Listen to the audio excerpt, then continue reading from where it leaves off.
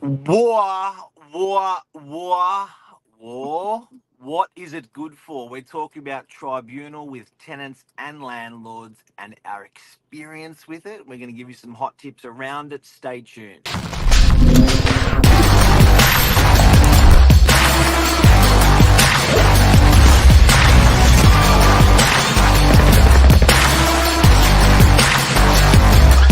I'm the ringleader, so listen up. Good morning. Good morning, Miss Wit here. How are we? Good, thanks. The lady with over 20 years experience in property management, the absolute weapon in property management, is going to talk this morning about probably the toughest part of real estate, which is dispute management, which often resolves into a tribunal situation for most real estate agents. A bit of an uncomfortable topic to talk about for me, Cleo. And it's always been a little bit scary when you think about it because it's a courtroom and no one wants to be in a courtroom with the judge and you get nervous and the tenants, are there wanting an outcome. You're there on behalf of the landlord wanting an outcome. There's a lot of tension when you go to what's now NCAT. We call it tribunal, us the oldies in the industry, but it's now NCAT. And yeah, some people have mixed feelings on whether it's good or bad. We're here to break them down.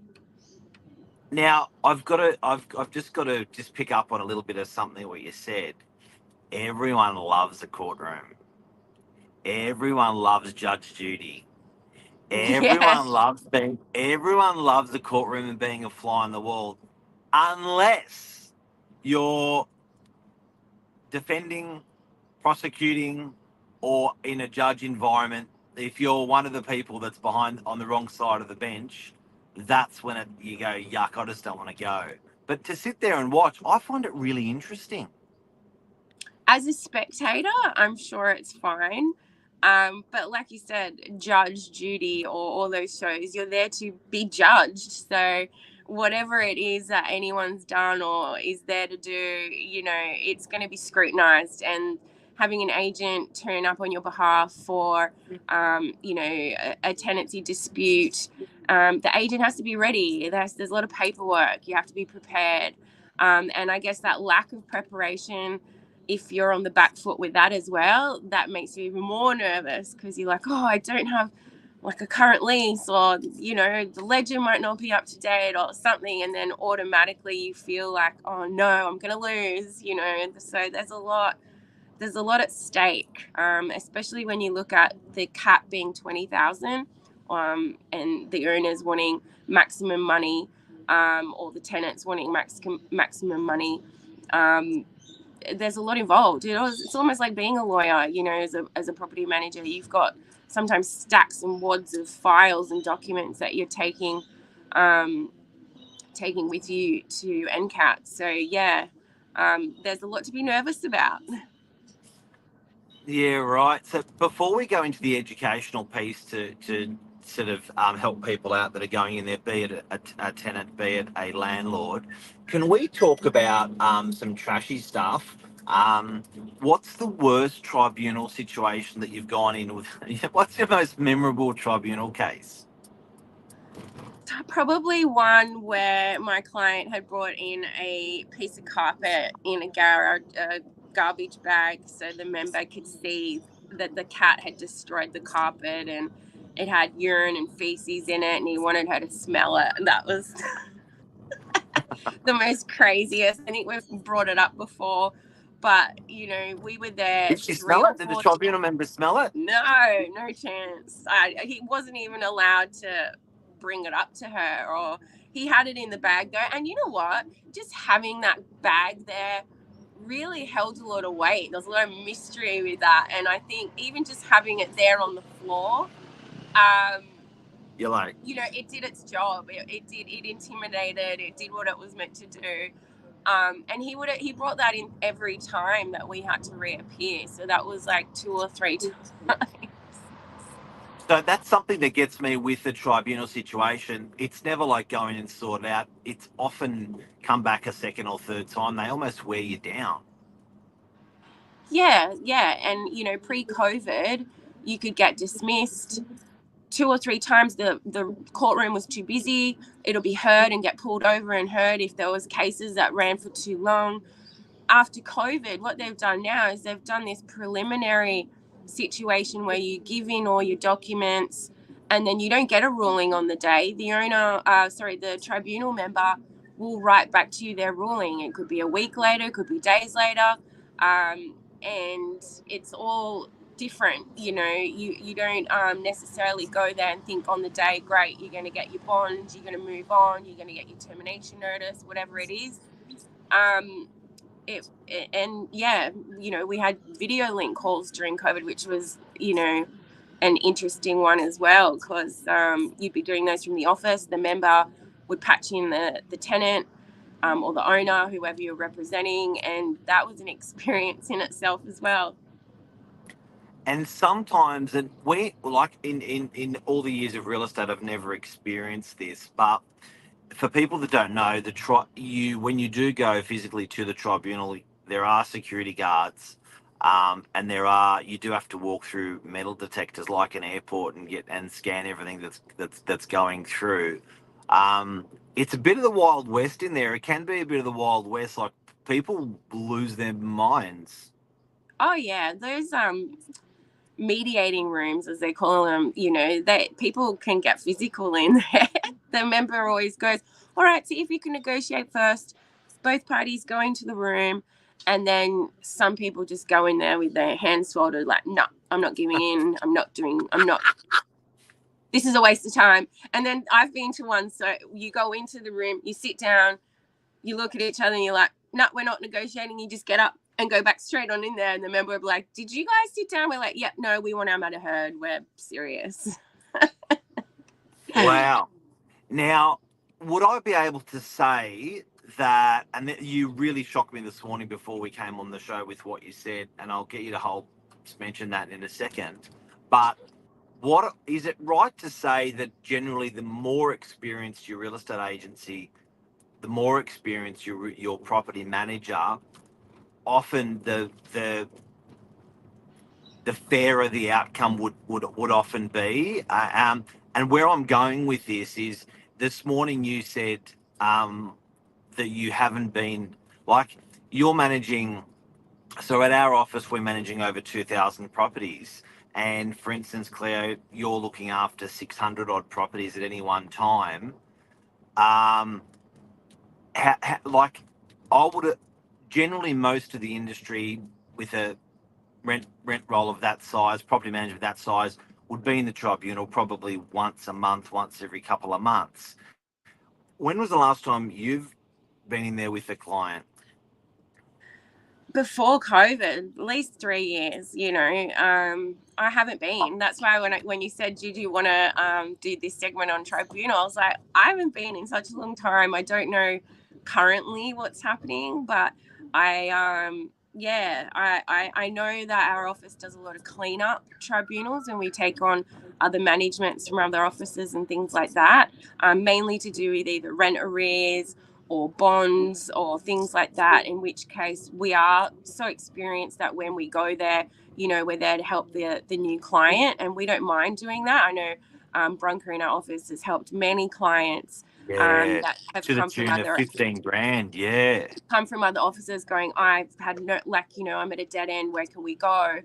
But personally, I do tend to like to negotiate before needing to go to NCAT, not because sometimes NCAT's the last resort. No one, you know, there's no fairer way than to settle a dispute than to beat NCAT. I'm not afraid of NCAT, but I know that I can, with my experience, negotiate an outcome where the owner, if he gives a little bit or she gives a little bit, and the tenant feels like they've had a bit of a win, if both sides feel like they've had a bit of a win, going all the way to NCAT is sometimes futile, because the outcome's going to be very similar.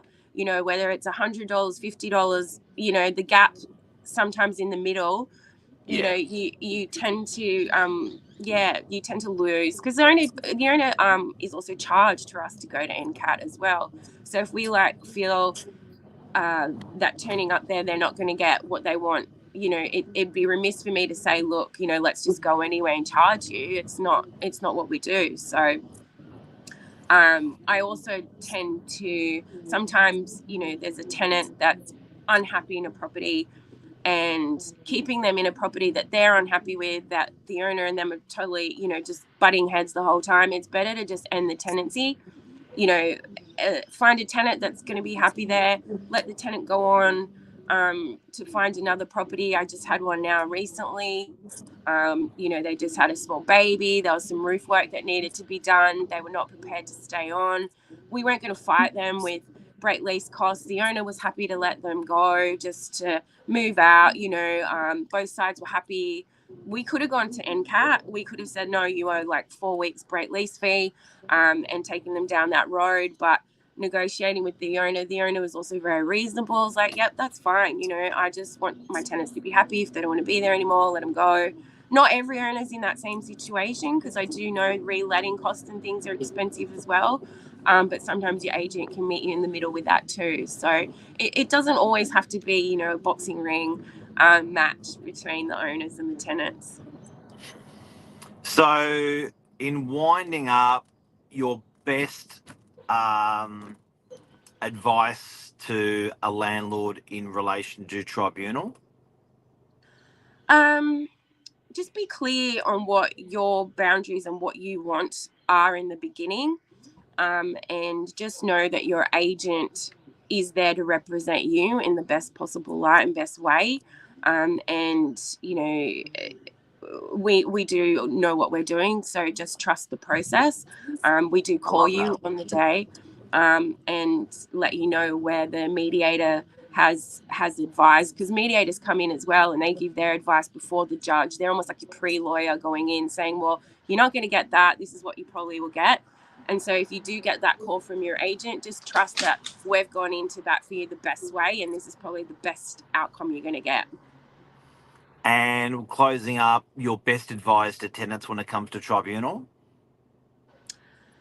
Best advice to tenants would be that, as an agency, we do also have your best interest at heart as well, as much as we are there for the client most times. We are fair. That's why our ingoings are the way they are. That's why we have the paperwork that's there to support you also. Rent increases, what's on your ledger, all that sort of stuff. And just know that, both sides need to have a bit of a win. If you go in there fully guns a blazing, sometimes you'll be surprised. The legislation is there in place for a reason. And, we know the legislation, and usually a lot of the rulings that come through from a tribunal member, we already know what the outcome is going to be. So also trust your property manager in that. If, we say that, no, you can't withhold rent for repairs, that's in the lease. That's, we're not just saying that to get you or anything like that. So, yeah. And one thing I noticed in the tribunal is the tribunal member hearing the case, if you speak over the member or the person opposite that you're representing, not like they smash you. So it's very, very factual, very calm environment. It is. I had a manager back in, many years ago in another office, my only other office I'd worked for, and she just said, don't talk at all. Let everybody unravel themselves. Just sit there quietly. And I was just like, all right, so when do I speak? She's like, when the member addresses you directly, that's when you speak, because you can get emotional and fiery in that, especially if it's been a long dispute. Oh, so it was good advice. It was really good advice. So I do often adopt that.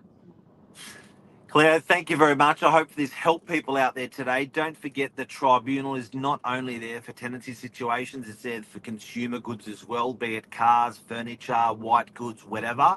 You can go to tribunal. What does it cost to go to a tribunal? $150 per hour.